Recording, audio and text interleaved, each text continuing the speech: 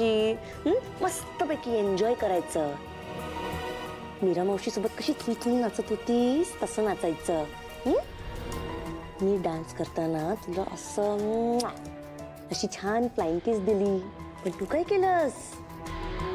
पण मला स्माइल दिलीस नाही दिलीस, तू काहीच नाही केलंस. त्यामुळे आता एक गोष्ट लक्षात ठेवायची, तशी छान स्माइल नाही केलीस, मान नाही डोलवलीस तर आधी आजी ढगात तुझी मम्माजीकडे ना तिकडे पाठवेन. त्यानंतर बाबाला तर पॉयझनचं बिस्किट देईन. एवढंच नाही, माझ्याकडे एवढी मोठी लिस्ट आहे.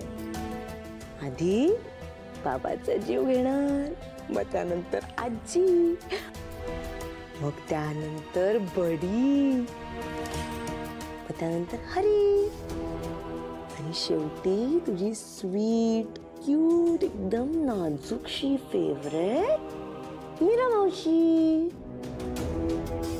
कळलं? नकोय ना हे सगळं? मग छान ब्राईट स्माइल द्यायची. कळलं? चल हसून दाखव, हसून दाखव, हसून दाखव. माझी लेक ज्या रिंगणात कैद आहे ते रिंगण दुष्ट शक्तीने अभिमंत्रित केलेलं आहे. ते भेदायचा मी पूर्ण प्रयत्न करेन, पण त्या प्रयत्नात माझी शक्ती क्षीण होऊन जाईल. कदाचित ती पूर्णपणे नष्टही होईल. काळजी करू नकोस. अरे तुझ्या पाठीशी आदिशक्ती आहे, त्यामुळे तुला पुन्हा शक्ती अर्जित करणं अशक्य नाही. पण त्या शक्तीचा विचार करण्यापेक्षा तुझी लेक संकटात आहे त्याचा विचार कर.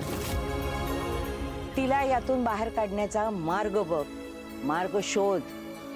पण याहूनही मोठ्या दुष्ट शक्तींची माझ्या लेकींचा लढा असणार आहे. त्यावेळी मी दुबळा ठरायला नको. काळजी करू नकोस. तुझ्या लेकीला सत्याचा प्रकाश दाखव. तो दाखवणं तिला जास्त गरजेचं आहे, आणि हाच प्रकाश तिला तिच्या पुढील लढाईत मार्ग दाखवायला उपयोगी पडेल.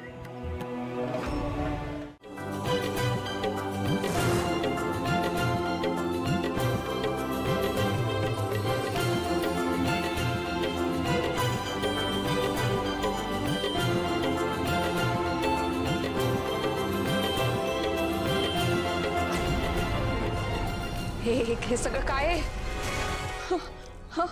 थोडी वाट बघ. थोडी वाट बघ. काय करते? शांत राहा. हे नका करू. मला माझं काम करू दे.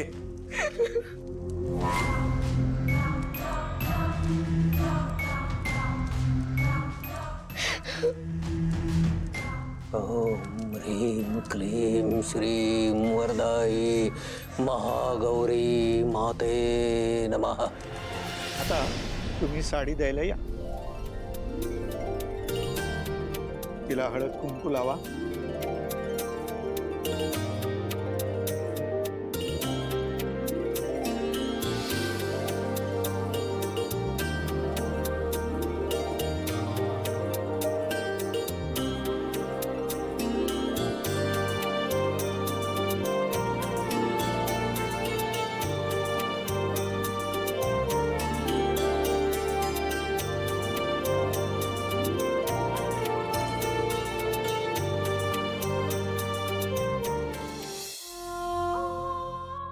नाही मीराचे बाबा.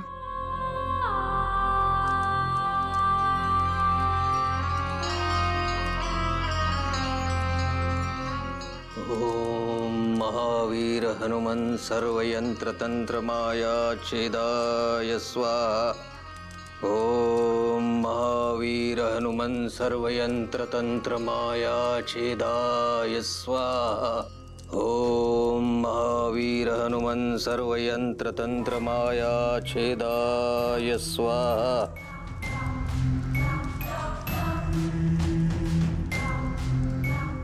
ओम महावीर यंत्र तंत्र मंत्र माया छेदाय स्वाहा. काय करताय? महावीर हनुमान यंत्र काय आहे मीराचे बाबा हे?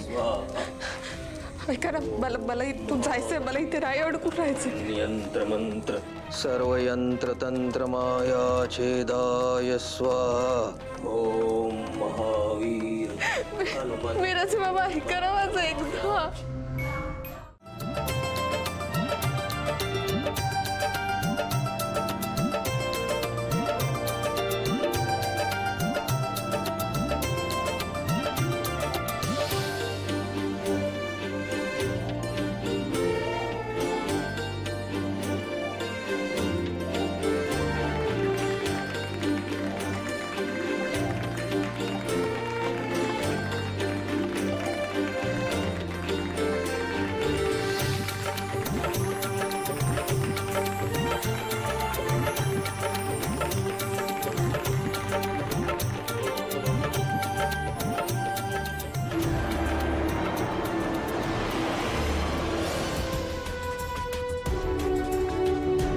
वेदा नेमकं कोणाला भेटत आहे?